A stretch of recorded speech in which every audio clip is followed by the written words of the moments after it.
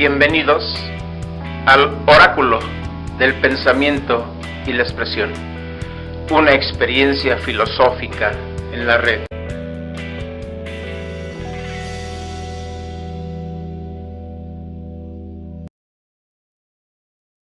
Hola a todas y a todos.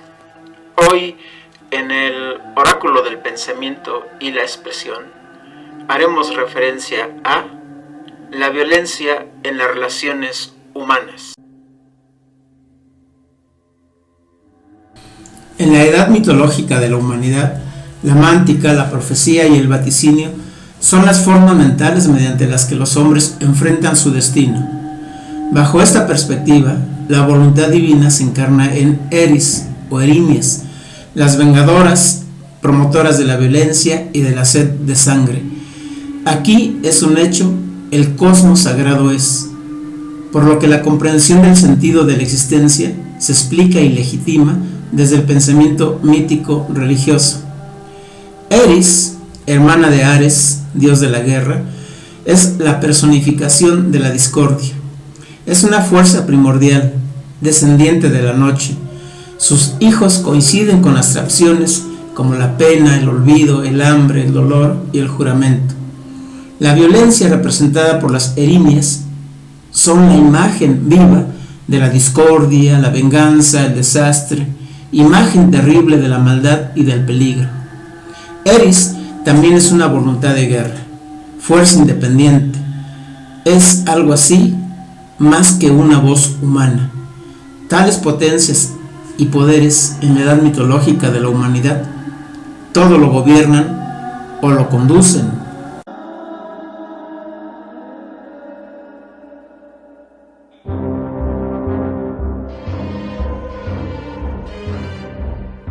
En uno de los primeros poemas didácticos de la cultura occidental, Los Trabajos y los Días, Hesiodo alude a que es la violencia, personificada en las erinias, quienes vienen de la profundidad del suelo, las que aconsejan a Persés para que soborne a los jueces, devoradores de presentes, y fallen a su favor ante un litigio por una herencia contra su hermano. En este antiguo poema se cuenta cómo a la muerte de los padres, unos hermanos reciben en partes iguales una herencia. Uno de ellos, a base de la práctica de virtudes tales como la dedicación y la intachable conducta, incrementa sus bienes, mientras el otro ve cómo decrecen y se agotan poco a poco.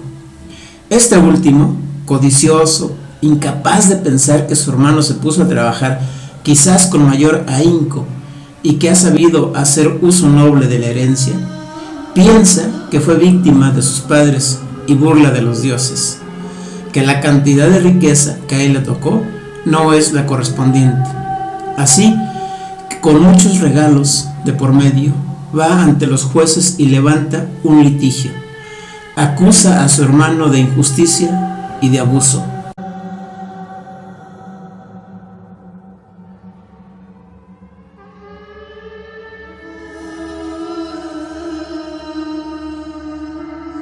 En la Orestiada, obra trágica de Esquilo, las erinias, aquellas potencias que provienen de las cavernosas profundidades de la tierra y que reclaman la venganza a través de la violencia, son las que inducen a Orestes a planear y a consumar la muerte de su madre, Clitemnestra, la que a su vez, en complicidad con Egisto, su amante, ha asesinado a su esposo y padre de Orestes, Agamenón. Orestes, aconsejado por las erinias, se ve envuelto en un destino fatal del cual no puede escapar, y acto del cual tampoco, por cierto, es culpable. Orestes cumplió con el mandato de Apolo.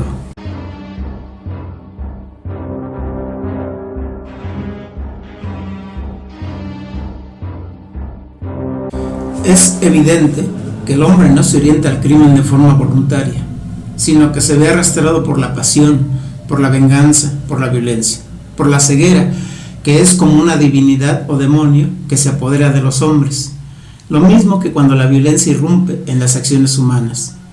La buena voluntad se convierte entonces en voluntad de guerra y desastre.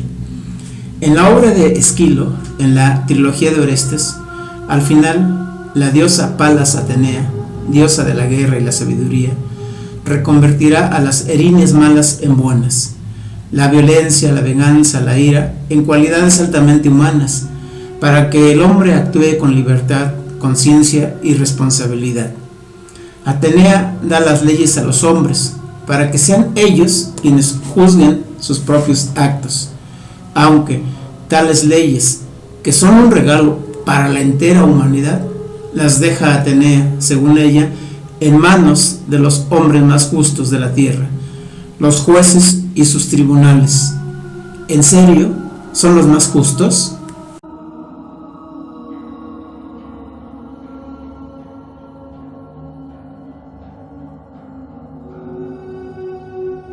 El gran relato judeocristiano sostiene que el hombre habitaba en el paraíso.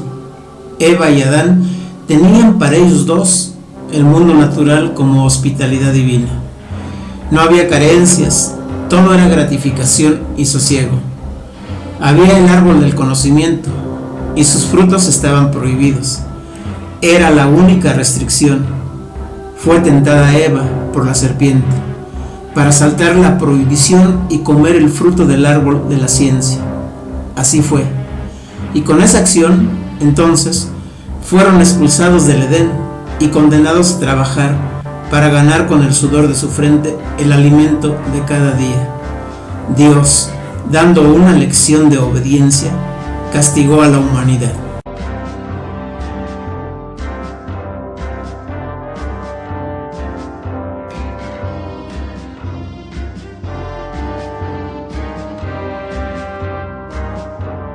La libertad del hombre es evidentemente la cualidad que le permite la transgresión de las leyes o preceptos que se le imponen, y es la que justifica también su responsabilidad en las elecciones que lleva a cabo.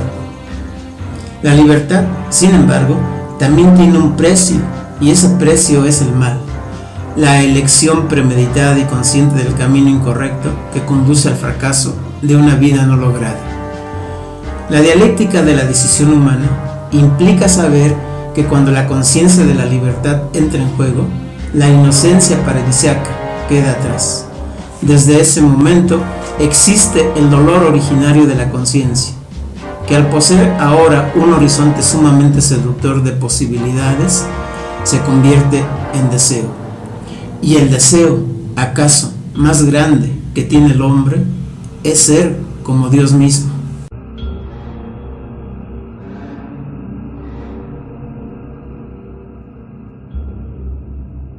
Desde el horizonte teórico freudiano, es decir, desde la psicología profunda, acerca de la naturaleza humana, se argumenta que el hombre está configurado por tres potencias: Eros, Tánatos y el principio de realidad.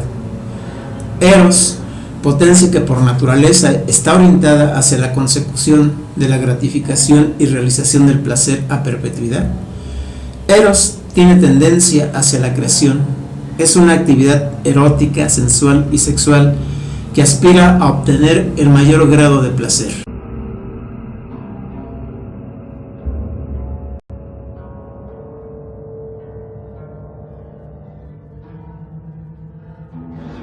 Tánatos, como principio de prohibición, de renuncia, destrucción, olvido y de muerte.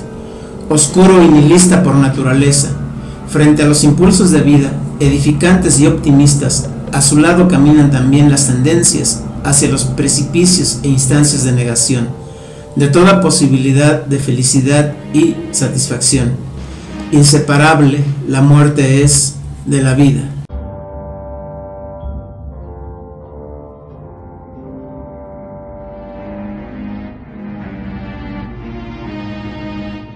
El principio de realidad, que puede ser la naturaleza, la sociedad, la familia, el yo o la conciencia.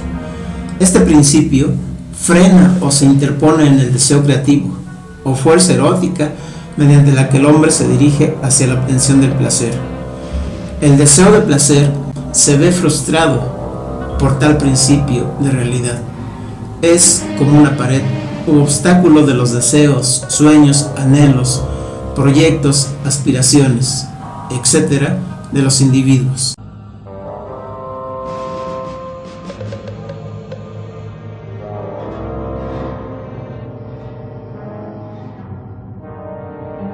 Como los impulsos de vida se ven encadenados o desviados de su objetivo, que es la obtención de la gratificación y del placer, entonces se canalizan hacia la destrucción, esto es, hacia la violencia.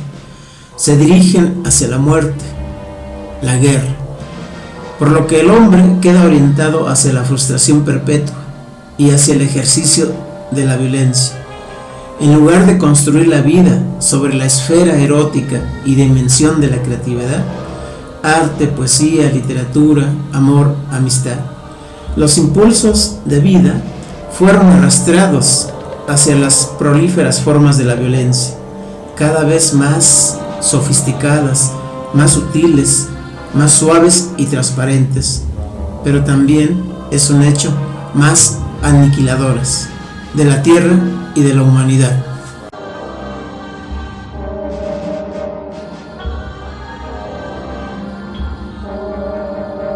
Dentro de la cultura y del desarrollo del conocimiento, es común sostener que con la ilustración en cuanto programa, proyecto y proceso racional mediante el cual el hombre lograría liberarse de todos los miedos y constituirse como amo y señor de la naturaleza, lo que significaba desterrar el mito, la fantasía y cualquier otro tipo de saber que no fueran científicos, la humanidad alcanzaría la mayoría de edad.